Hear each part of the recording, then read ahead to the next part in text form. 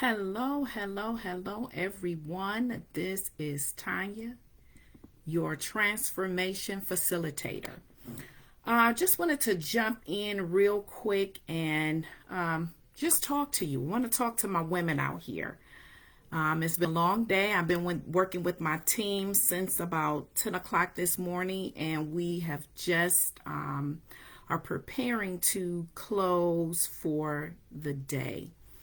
I know earlier this morning I had posted a pre-recorded information little set just talking about what's getting ready to happen. And I'm encouraging you all to come on in the room and join in. Happy New Year once again to you all. This is 2023. And I want to talk a little bit about New Year resolutions and the fact of why most of the time we set our resolutions and then midway through January, and we are at that mark, most of us fall off. Most of us, we don't stay the course. And by March, even a greater percentage of us have forgotten all about the diets that we were going to, embark upon. We're going to exercise more. I'm going to get my money right. I will, have my best life. I'm going to go on these trips. I'm not going to deal with, people that are toxic anymore. So, we set all of these things up, and those are good things. But why is it, and you can take your own poll, why is it that year after year we do not stay committed to that? Stay with me, I'm going somewhere. Most of the times we don't stay committed because of our lack of focus. And I'm not offending anyone. Like I said, stay with me because I'm going somewhere. Most of the times there are so many other things that are competing with our mental space, our spiritual health and well-being, and therefore, our attention is diverted. We don't zero in, we don't zone in, we don't hone into what we say we're going to do. And that is very unfortunate. As I was preparing for this, like I said, I've been working on this platform for about 2 years now. And, just last week, God had dropped something in my spirit about why we have the lack of focus. And I really didn't understand it, but he told me to research, why does a horse constantly chews on the bit? Now, if you all know me, I'm straight from the city. I'm a city girl. I don't know anything about the farm. I don't know anything about a horse. I don't know anything about that life. I don't know nothing about training a horse or anything. But as I begin to look into what God had led me researching a horse, why does a horse chew the bit in the mouth? I didn't even understand what a bit was. But when a horse is constantly chewing on a bit, that is showing that the horse is immature. The horse is not emotionally matured and relationally matured, because the rider and the horse, they have to build a relationship. There is a learning curve that each of them go through. And once they come through that curve, they accomplish that, uniformity with riding or being ridden with one another, then they have that emotional intelligence. Can you believe that a horse can be emotionally intelligent? So, you hear the saying that you can lead a horse to water, but you can't make the horse drink. Stay with me, I'm going somewhere. So here, you have this horse, the horse is immature, and, it's constantly chewing on that bit, The bit is to hold the reins. The reins tell the horse which direction the rider wants the horse to go in. Do I want you to turn to the right? Do I want you to turn to the left? Or do I want you to stop? And so it's a certain way that they move those reins when they want that horse to run fast. And so, task. Well, as I said before, you have a lot of things that are competing with this task mentally, psychologically, emotionally, financially, mentally, spiritually, and every other kind of that we can talk about. And so we want to talk about tragedy, because what happens with the brain, even at the first encounter with a tragic event, it doesn't have to be a house fire. It doesn't have to be you lost a parent or you lost a relationship or, to that extreme, but anything that is traumatic to that person. It could be the fish died, or they lost their toy, or they lost their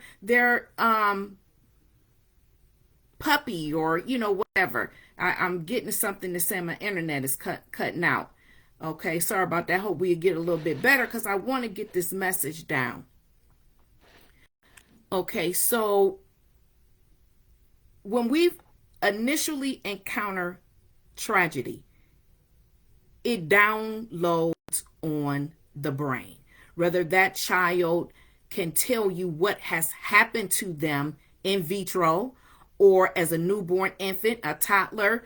Sometimes we have repressed so many things mentally and psychologically that we can't recall those events to our conscious mind, but the subconscious mind knows it. The brain knows it. Your brain is like a computer, and it is downloading, and every time you come in contact with a traumatic event, another download, another traumatic event, another download. And so therefore it begins to shift the way that the brain focuses. I'm going somewhere. So when we're talking about this horse and chewing on this bit, the horse is immature. The horse is not focused. This is what happens to a lot of us when we are constantly encountering traumatic events. And some of us are living traumatic events on a daily basis. And this is why I said this is the S that has happened, that happens, and that is currently happening. This is the S that we need to talk about. And we're talking about, let me just pull my notes real quick. We're talking about self-doubt, self-mutilation, self-abuse, self-destruction, and self-hatred. I know y'all thought I was going for that other S word, but these are some deep-rooted S words that we need to focus on. We need to shift from these words. We need to shift from guilt and shame so that we can be that mature horse, that when the reins are the reins are connected to the bits that are in our mouth, we're not going to lose focus.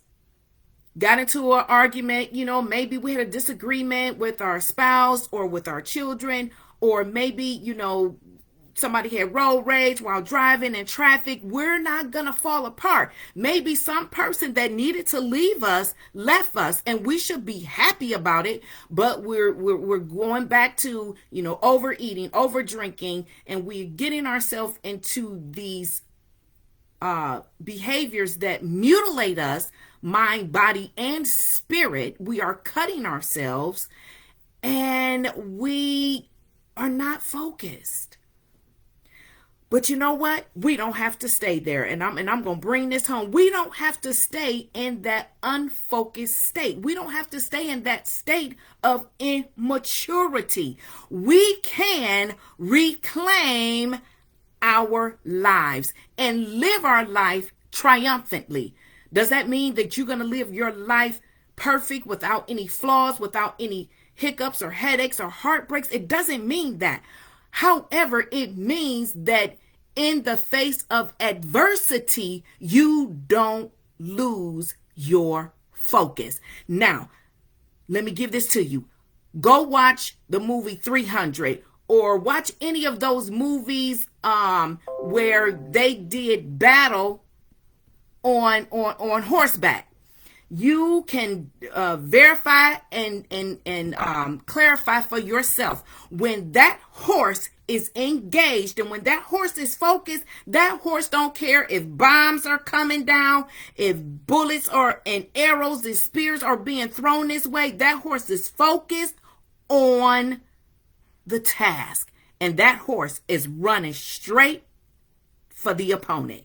It will not change. You can't make it change. That horse knows what task is before it. We got to become like that focused horse. We have to be ready to annihilate. We have to be ready to attack. We have to be ready to stay focused and run towards every trauma, every traumatic experience, whether we could remember it or not. But we have to tap into what is holding us up and holding us back and keeping us tied up in the same type of relationships with the same type of people. Our money is in the same messed up type of way. We robbing Peter to pay Paul and still ain't paying nobody. We looking for Mary, John, Bobby, and Sue, trying to get some money from them too.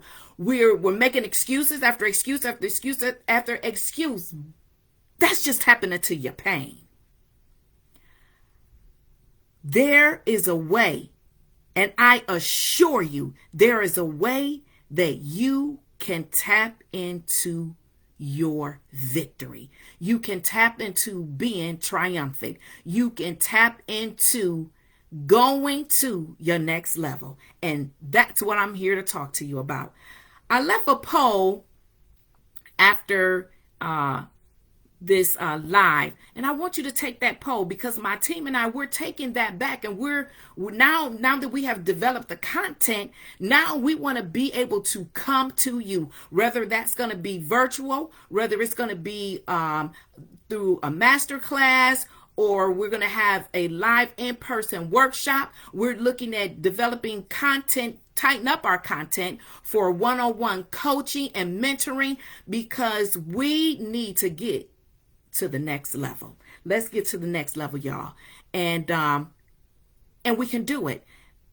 So I just want to thank you for taking out this time. I want to hear back. I did get some feedback from this morning's post, and I'm going to keep coming on because this is 2023. This is not just a new year. This is a new chapter. Come and get empowered how to write your new chapter on living a triumphant life after tragedy.